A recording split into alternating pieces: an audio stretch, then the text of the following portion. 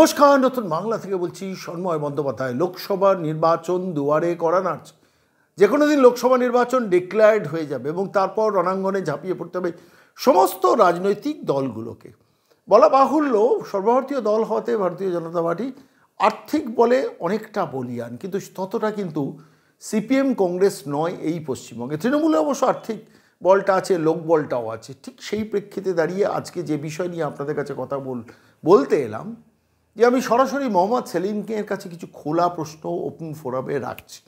দেখুন, পরিষ্কারভাবে বলে ফেলা ভালো, বলে রাখা দরকার যে মোহাম্মদ সেলিমের নীতিগত আদর্শ সিপিএম দলের সঙ্গে আমার কোনো রাজনৈতিক চিন্তাভাবনার 1%ও মিল নেই।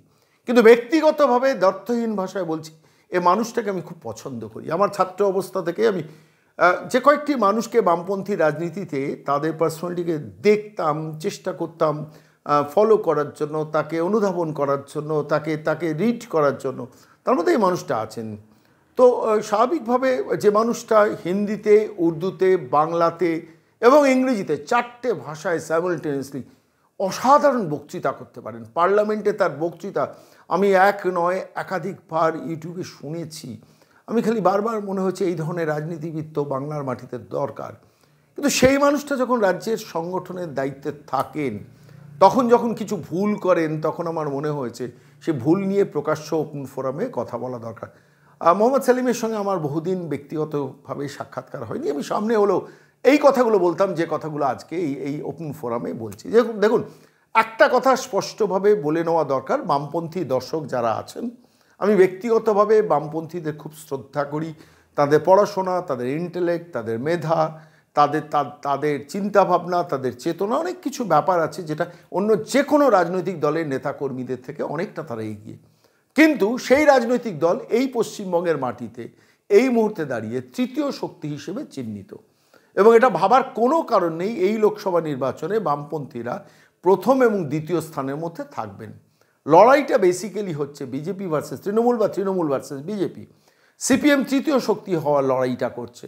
এবার স্বাভাবিকভাবে প্রশ্ন উঠতে পারে যে আপনি শর্মাবাবু এত দ্রুত বলে দিচ্ছেন কেন রেজাল্টটা? কী করে আপনি জানলেন? দেখুন, রাজনীতির যারা ছাত্র হয় তারা প্রত্যেকটা মিনিটে পলিটিক্যাল অ্যানালিসিসটা করেন, এবং করতে গিয়ে যে রেজাল্টটা পায় আলটিমেটলি সেই রেজাল্টটা নিয়েই তো কথা বলে। আমি সেটা নিয়ে কথা বলছি। সিপিএমকে কেন ভোট দেবে বলুন তো? তার প্রগতিশীল, তার চিন্তাভাবনা, মানুষের হয়ে কথাবার্তা, তারা অনেক কিছু বলেন প্রকাশ্যে। কিন্তু লোকসভা নির্বাচনে সিপিএমকে ভোট দিলে কেন্দ্রে কি সরকারে সিপিএম পার্টিসিপেট করবে? তারা বাইরে থেকে হয়তো বাংলার কথা বলবেন। ফলত স্বাভাবিকভাবে সেই জায়গা থেকে দাঁড়িয়ে সিপিএমকে মানুষ ভোট দিতে গেলেও বামপন্থীরাও দ্বিধায় থাকবেন যে আমরা যদি তৃণমূলকে হারাতে চাই তাহলে বিজেপিকে দেবো, বিজেপিকে যদি হারাতে চাই তৃণমূলকে দেবো, কিন্তু আমি কিন্তু সিপিএমকে দেবো। একান্তভাবে যারা আদর্শগতভাবে কমিটেড বামপন্থী কর্মী তারা অবশ্যই সিপিএমকে দেবে, এ নিয়ে কোনো দ্বিধা নেই। আমি আজকে এই কথাগুলো স্পষ্ট করে বলছি তার কারণ, যে আমার বারবার একটা জিনিস মনে হচ্ছে, এই পশ্চিমবঙ্গের মাটিতে সিপিএম কেন, বামপন্থীরা কেন কংগ্রেসের সঙ্গে জোটের জন্য এত দ্বিধায় দ্বন্দ্বে ভুগছেন। একটু ভালো করে খেয়াল করে দেখুন। হিসেব ছিল 31শে মার্চের মধ্যে ইন্ডি জোটের সমস্ত সিট বন্টনের ব্যাপারটা ফাইনাল হয়ে যাবে, যে আমি এখানে কন্টেস্ট করবো, আপনি এখানে কন্টেস্ট করবেন। ইন্ডি জোটে যে বৈঠকগুলো আমি ফলো করেছি আমি তার ভিত্তিতে বলছি। আমরা দেখলাম কি, জানুয়ারি মাস গেল, ফেব্রুয়ারি মাস গেল, প্রায় ফেব্রুয়ারি মাসে 29 দিন, জানুয়ারি মাসে 31 দিন, প্রায় 60 দিন চলে গেল। মার্চ মাসেরও প্রথম সপ্তাহ অতিক্রান্ত হতে যাচ্ছে। বামপন্থীরা কিন্তু পশ্চিমবঙ্গের মাটিতে তাদের 42টা আসনে 42 জন প্রার্থী ফাইনাল করে রেখেছে।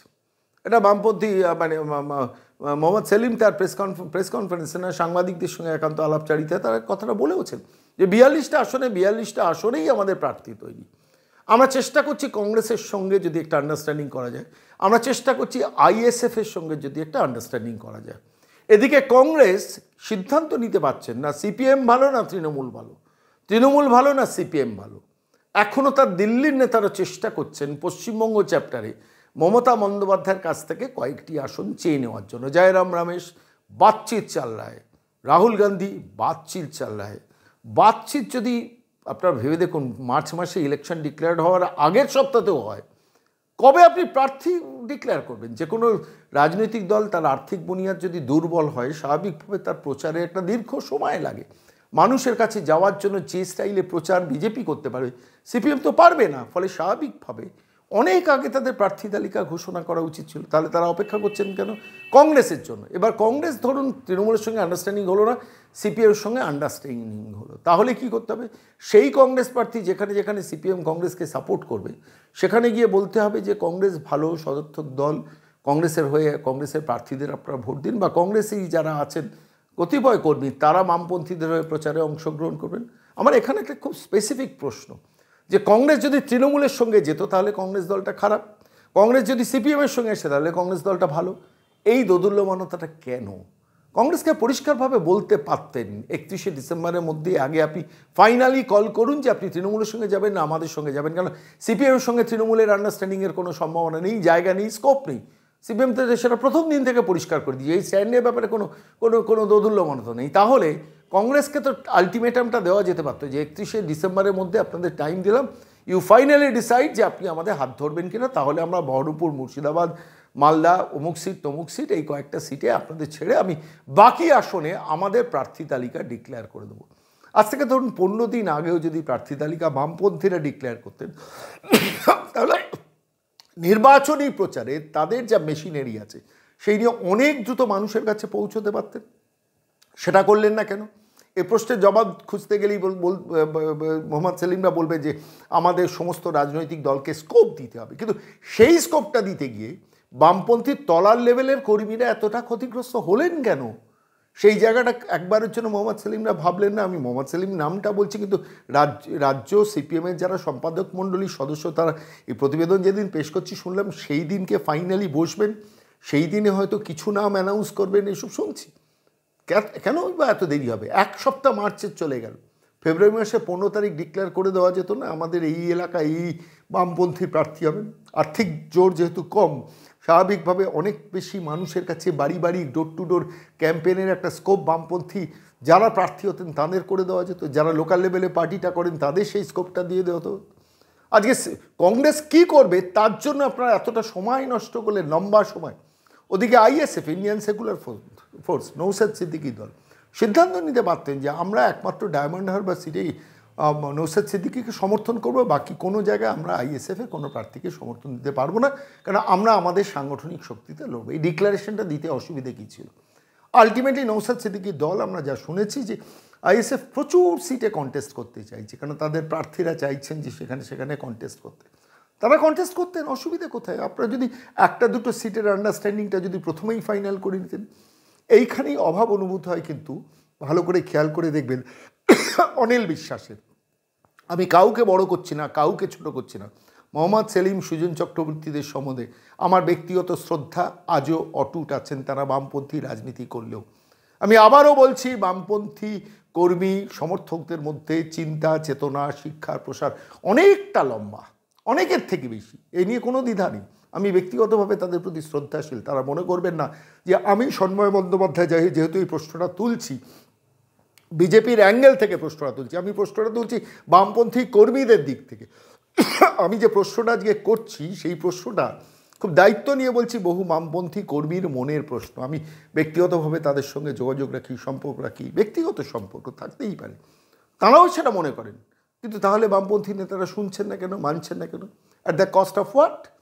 এটা ঘটনায় তো অস্বীকার করে লাভ নেই যে এবারে লড়াইটা বামপন্থীদের তৃতীয় সম্মানজনক একটা জায়গায় করা। অর্থাৎ আমি তৃতীয় শক্তি হব কিন্তু জামানত খাওয়াবো না, আমি তৃতীয় শক্তি হব, দ্বিতীয় শক্তির খুব কাছাকাছি যাওয়ার চেষ্টা করব। এটা সিপিএমের অতি বড় নেতাও স্বীকার করবেন যে এই মুহূর্তে দাঁড়িয়ে পশ্চিমবঙ্গের মাটিতে বামপন্থীদের 42-এর মধ্যে একটি আসনেও পেনিট্রেট করা, অর্থাৎ মানে সার্বিকভাবে বিরুদ্ধদের বেগ দেওয়ার যে সাংগঠনিক শক্তি, যে লড়াই, সেটা নেই। দীর্ঘদিনের সমস্যার কারণেই সেটা নেই। ফলে সেটাকে মেনে নিয়ে আপনি যদি কর্মীদের তলার লেভেলে, গ্রাসরুট লেভেলে যারা দেওয়াল লিখবেন, যারা মিছিল করবেন, যারা মানুষের বাড়ি বাড়ি যাবেন, সেই মানুষগুলোকে সময় অনেকটা বেশি দেওয়া যেত না? হয়তো গঠনতন্ত্রের কথা বলবেন, পার্টি সিস্টেমের কথা বলবেন, পার্টি স্ট্রাকচারের কথা বলবেন। এই পার্টি স্ট্রাকচার, পার্টি সিস্টেম, গঠনতন্ত্র এইসব তো কংগ্রেস দেখিয়েছে বছরের বছর। করতে করতে তো তাদের ক্ষয়িষ্ণু শক্তিতে পরিণত হয়েছে। আপনারা বামপন্থীরা এত চেতনা সম্পন্ন মানুষ হওয়া সত্ত্বেও কেন আপনারা সেই চেতনাটা দেখালেন না? আজকের দিনে দাঁড়িয়ে পশ্চিমবঙ্গের মাটিতে দাঁড়িয়ে বামপন্থীরা 2026-এর জন্য নিজেদের প্রস্তুত করতে পারে, কিন্তু সেটাও যদি এইভাবে চলে, সেখানেও তৃতীয় চতুর্থ শক্তির জায়গা হবে তাদের। এটা বোঝার মতো বয়স, সময়, বুদ্ধি বামপন্থী নেতৃবৃন্দের নেই, আমি বিশ্বাস করি না। আমি ব্যক্তিগতভাবে আবার বলছি, এই প্রতিবেদন পেশ করার সময় আপনারা কখনো ভাববেন না যে আমি বামপন্থীদের বিরোধিতা করার জন্য এই প্রশ্নটা তুললাম। আমি তলার লেভেলে বহু বামপন্থী কর্মীর মনের কথাটা নিয়ে এলাম। আইএসএফের জন্য ভিক্ষাপাত্র নিয়ে কেন বামপন্থী নেতৃত্ব, যারা 34 বছর পশ্চিমবঙ্গে রাজত্ব করেছে, যাদের একটা ফাউন্ডেশন বেসড গ্রামে গ্রামে এখনও বেশ কিছু জায়গায় আছে, তারা কেন অপেক্ষা করবেন? কেন কংগ্রেস, তৃণমূল ভালো না সিপিএম ভালো, এই দোদুল্যমানতা দিল্লির অথর্ব অক্ষম নেতৃত্ব যেহেতু কাটাতে পারছে না, তাদের ভিক্ষার জন্য অপেক্ষা করবে সিপিএম নেতৃত্ব? আমি জানি না, বিশ্বাস করুন। এটা আমাকে ভাবিয়েছে বলে আজকে নতুন বাংলার এই বিশেষ প্রতিবেদন আপনাদের কাছে পেশ করলাম। মোহাম্মদ সেলিম, আপনি রাগ করবেন না, আমি ব্যক্তিগতভাবে আপনাকে ভালোবাসি। আপনার বাচনভঙ্গি, আপনার বাংলা, উর্দু, হিন্দি, ইংরেজিতে বক্তৃতা আমি খুব সিরিয়াসলি ফলো করি। এত সুন্দর বক্তা পশ্চিমবঙ্গের রাজনীতিতে 4টে ভাষাতে নেই। যেভাবে সংসদে আপনি বক্তৃতা করতেন, সেটা শোনার মতো বক্তৃতা। কিন্তু যখন আপনি সংগঠনের নেতৃত্বে, কেন আপনি এত দুর্বল চিত্ত দেখাচ্ছেন? কেন পার্টিকে টেনে নিয়ে গিয়ে বলতে পারছেন না যে আমি 1 মাস আগে প্রার্থী তালিকা ডিক্লেয়ার করব, আমি কংগ্রেসের ভিক্ষাবৃত্তির জন্য অপেক্ষা করব না, কংগ্রেসের ভিক্ষা ধানের জন্য অপেক্ষা করব না, আমি ইন্ডিয়ান সেকুলার ফোর্সের দাবির কাছে মাথা নত করব না, আমি একটা সিট দেবো, বাকি 41টা আসনে চোখে চোখ রেখে আমি লড়াই করব? বামপন্থীরা তো, কর্মীরা তো এটাই নেতৃত্বের কাছে এক্সপেক্ট করে। ভুল এক্সপেকটেশন, একটু ভালো করে ভেবে দেখবেন, শত্রু ভাববেন না। আমি বলছি, আমি রাজনীতির ছাত্র হিসেবে আমার মনে হয়েছে, আমি যদি বামপন্থী কর্মীও হতাম, আমার মনেও এই প্রশ্নটা আসতো। যারা তলার লেভেলে বামপন্থী কর্মী, গ্রাসরুট লেভেলে বিচরণ করেন, তাঁদেরও কিন্তু এটা মনের প্রশ্ন। যারা বামফ্রন্টকে এখনও ভোট দেবেন, জানেন যে বামফ্রন্ট বা পশ্চিমবঙ্গের সিপিএম এবারেও যেখানে যেখানে লড়বে, তৃতীয় হয়ে লড়বে। মানুষের কথা বলবেন, মাইক্রোফোনে খুব সুন্দর বক্তৃতা দেবেন, খুব লম্বা মিছিল করবেন, খুব সুদৃশ্য স্টেজ করবেন, মঞ্চ করবেন, খুব চোখ ধাঁধানো বেশ কিছু দেওয়াল লিখন করবেন, সব ঠিক। কিন্তু নির্বাচনে তো জিততে পারবো না। তাহলে মানুষের কাছে কথাগুলো পৌঁছানোর সময়টাকে কেন বিস্তৃত করবো না? আমার হাতে যখন স্কোপ আছে, আমি জানুয়ারি ফেব্রুয়ারি 2 মাস কেন নষ্ট করলাম? শুধু ইনসাফ যাত্রাই ভোট আনবে না, বিশ্বাস করি না। গলিতে গলিতে, অলিতে গলিতে ঢুকতে হবে। যেখানে সংগঠন নেই, পাশের বার থেকে সংগঠন নিয়ে গিয়ে সেখানে মানুষের কাছে দরজায় পৌঁছতে হবে। আর সেই পৌঁছানোর সময়টা কি নির্বিচারে নষ্ট করলেন মোহাম্মদ সেলিম। ভালো থাকবেন আপনি, রাগ করবেন না। যা বললাম স্পষ্ট, গ্রাসরুট লেভেলে বামপন্থী কর্মীদের কথা বললাম, ভেবে দেখবেন।